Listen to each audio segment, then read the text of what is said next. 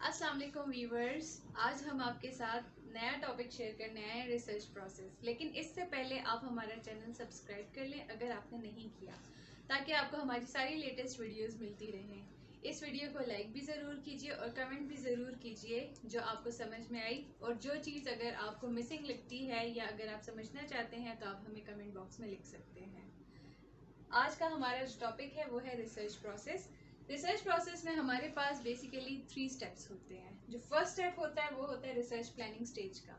Research planning stage के बाद हम जाते हैं इम्प्लीमेंटेशन स्टेज पे, एंड देन हम जाते हैं रिपोर्ट राइटिंग पे। जो हमारे पास फर्स्ट स्टेप है रिसर्च प्लानिंग स्टेज, इसमें हमारे पास क्या होता है, ये जो हम कहते हैं ना साइनॉप्सिस बनाने हैं या प्रपोजल बनाना है, ये सारे स्टेप्स उसमें इन्वॉल्व होते हैं। ये आपका एक प्लान होता है, एक रोड मैप होता है कि आपने करना क्या है, आपने किस चीज़ पे काम करना है। जब आप किसी ट्रिप पे जाने लगते हैं आप एक पहले प्लान बनाते हैं। वो जब आप प्लान बनाते हैं देन उसके बाद उसकी एग्जीक्यूशन होती है। जैसे कि आप सोचते हो कि हम फलानी जगह पे जाएंगे, हम यहाँ पे रास्ते में इस जगह पे रुकेंगे और कौन से रास्ते से जाना है, किस टाइम निकलना है, कितने पैसे रखने हैं, कितने पैसे लग सकते हैं, ये क्या है, ये प्लानिंग में आ रहा है। तो वो सारी चीज़ें आप पूरी करते हैं, उसी हिसाब से आप चलते हैं एंड देन एग्जीक्यूशन की तरफ जाते हैं। इसी तरह हमारे पास रिसर्च में भी होता है। तो प्लानिंग स्टेज में हमारे पास क्या है, नंबर 1 पे हम देख लेते हैं आइडेंटिफिकेशन ऑफ प्रॉब्लम। ये हमारे पास रिसर्च प्रॉब्लम होती है, ठीक है। इसको हम लोग क्या करते हैं, अब जो भी आपका एरिया ऑफ इंटरेस्ट है आप वो देखते हो, अपना एरिया ऑफ इंटरेस्ट, कि आप किस फील्ड में किस चीज़ पे आप रिसर्च करना चाह रहे हैं। तो आप क्या करते हैं, उधर पहले प्रॉब्लम सर्च आउट करते हैं कि क्या कोई प्रॉब्लम है या नहीं है, हमें इस चीज़ पे रिसर्च करनी चाहिए या नहीं। फिर आप आ जाते हैं लिटरेचर रिव्यू पे।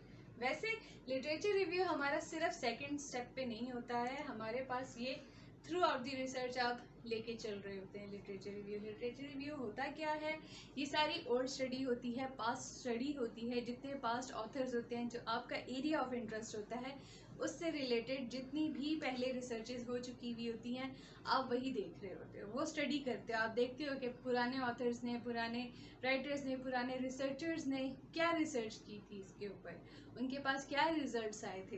देन आप क्या करते हो, उनको यहाँ पे एक अलाइनमेंट दे देते हो, अपने टॉपिक को उसके साथ एडजस्ट करने की कोशिश करते हो और उसी को ही लेके आगे चलते हो। आपको यहाँ से भी अपना प्रॉब्लम ज़्यादा पता चल जाता है। लिटरेचर रिव्यू के बाद क्या आ जाता है, फॉर्मुलेशन ऑफ हाइपोथेसिस। अब हाइपोथेसिस क्या है, हाइपोथेसिस एजम्पशंस होती हैं। आप कोई भी चीज़ एज्यूम कर लेते हैं। लेट्स से आप कहते हो कि कल मेरा एग्ज़ाम होने वाला है, मैं उसमें पास हो जाऊंगा, मैं पढ़ूँ ना पढ़ूँ मैं पास हो जाऊंगा। ये क्या है, ये आपने एजम्पशन क्रिएट कर लिया है। अब ये तो जब आप पेपर दे दोगे, रिजल्ट आएगा, तब पता चलेगा कि आप पास हो रहे हो या फेल हो रहे हो। तो यानी आपकी हाइपोथेसिस वहाँ पे टेस्ट हो जाएगी कि वाकई में जो आपने एज्यूम किया था कि मैं पास हो जाऊंगा, आप पास हो रहे हो या नहीं हो रहे हो। तो वो हाइपोथेसिस या एक्सेप्ट हो जाती है या रिजेक्ट हो जाती है।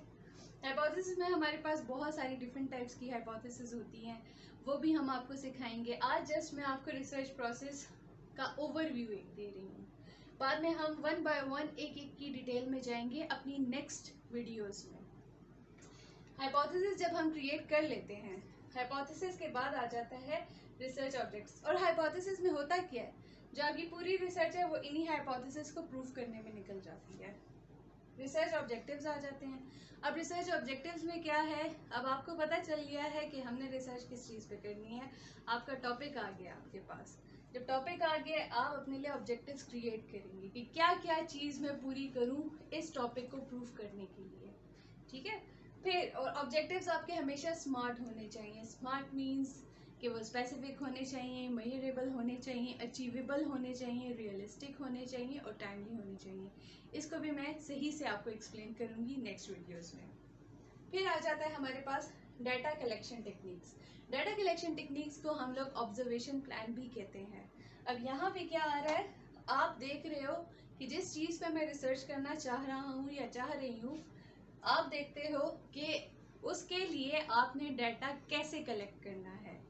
आपने क्या क्वेश्चनेयर लोगों को डिस्ट्रीब्यूट करके उनसे आंसर्स लेने हैं, या आपने उनका इंटरव्यू लेना है, या आप उनसे जो है उनके घरों पे जाके उनसे डाटा कलेक्ट करते हो, आप क्या करते हो, ठीक है, या आप जस्ट ऑब्जर्व करते हो।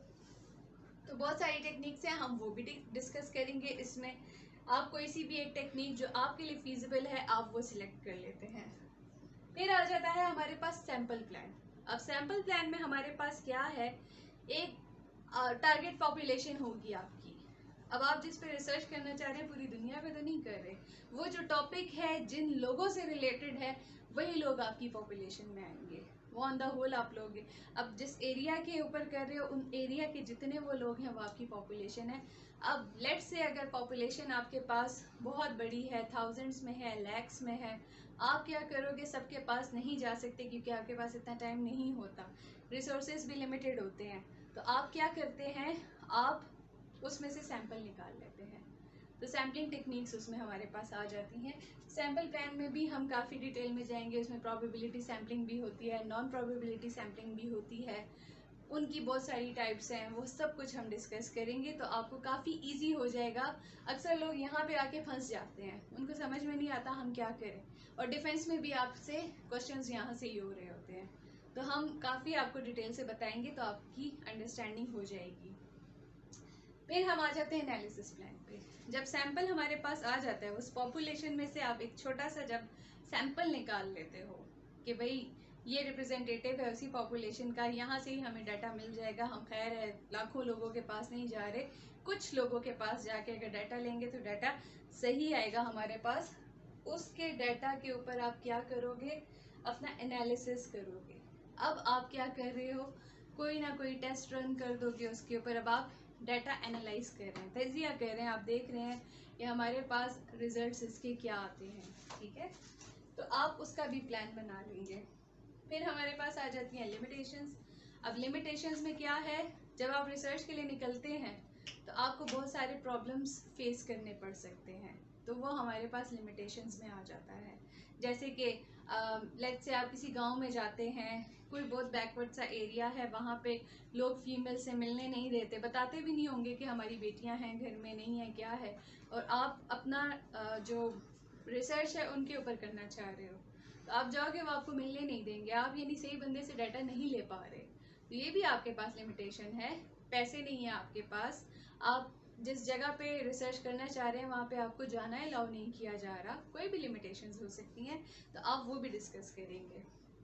फिर आप क्या करोगे, चैप्टराइजेशन ऑफ रिपोर्ट पे आ जाओगे। अब चैप्टराइजेशन ऑफ रिपोर्ट में क्या है, आप चैप्टर्स क्रिएट कर लोगे, उसका भी प्लान बना लोगे कि भाई चैप्टर 1 में हमारे पास इंट्रोडक्शन आ जाएगा, चैप्टर 2 में लिटरेचर रिव्यू आ जाएगा, थर्ड में डाटा एनालिसिस आ जाए, सॉरी डाटा कलेक्शन टेक्निक्स आ जाएगा।